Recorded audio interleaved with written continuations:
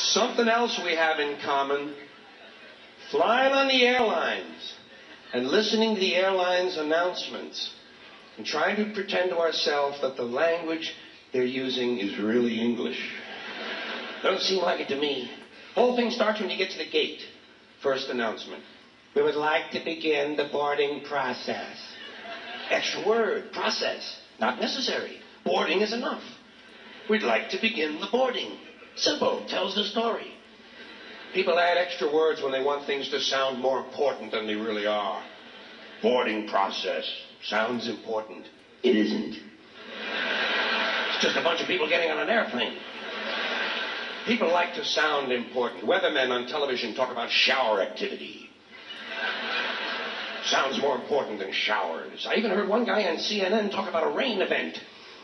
Swear to God. He said, Louisiana's expecting a rain event. I thought, holy shit, I hope I can get tickets to that.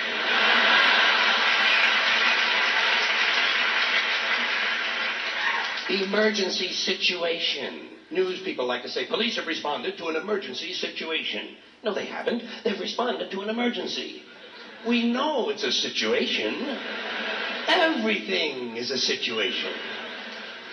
Anyway, as part of this boarding process, they say, we would like to pre-board. Well, what exactly is that anyway? What does it mean to pre-board? You get on before you get on?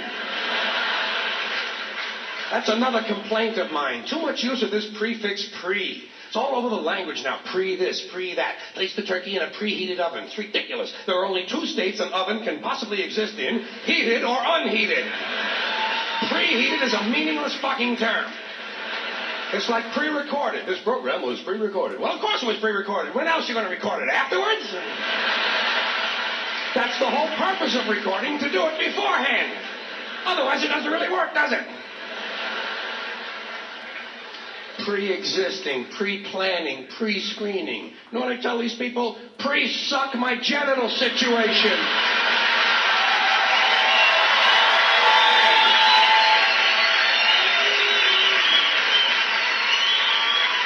And they seem to understand what I'm talking about.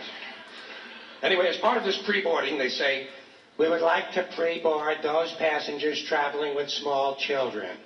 But what about those passengers traveling with large children? Suppose you have a 2-year-old with a pituitary disorder. You know, a 6-foot infant with an oversized head.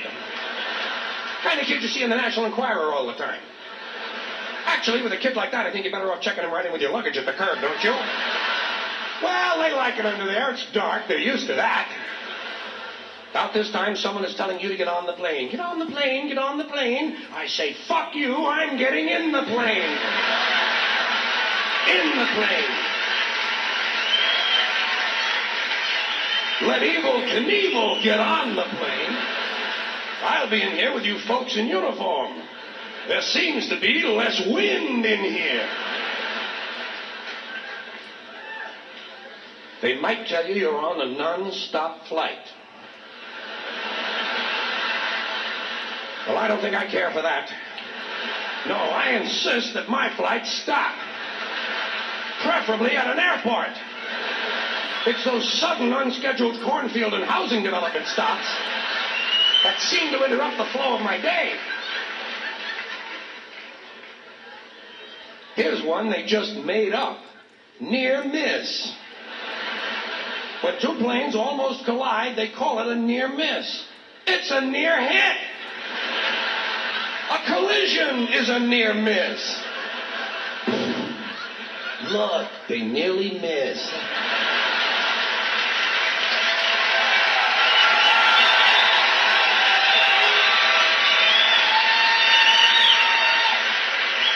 Yes, but not quite. They might tell you your flight has been delayed because of a change of equipment. Broken plane. Tell me to put my seat back forward. Well, I don't bend that way. If I could put my seat back forward, I'd be in porno movies. Then they mentioned carry-on luggage. First time I heard carry-on, I thought they were going to bring a dead deer on board. I thought, what the hell are they doing with that? Don't they have the little TV dinners anymore? Then I thought, carry on, there's going to be a party. People are going to be carrying on the plane. Well, I don't care for that. I like a serious attitude on the plane, especially on the flight deck, which is the latest euphemism for cockpit. Can't imagine why they wouldn't want to use a lovely word like cockpit, can you? Especially with all those stewardesses going in and out of it all the time. There's one. There's a word that's changed, stewardess. First it was hostess, then stewardess, now it's flight attendant. You know what I call them? The lady on the plane. Sometimes it's a man on the plane now. That's good, equality. I'm all in favor of that. Sometimes they actually refer to these people as uniformed crew members. Uniformed. As opposed to that guy sitting next to you in the Grateful Dead t-shirt and the fuck you hat. Who's working on his 9th little bottle of Kahlua, I might add.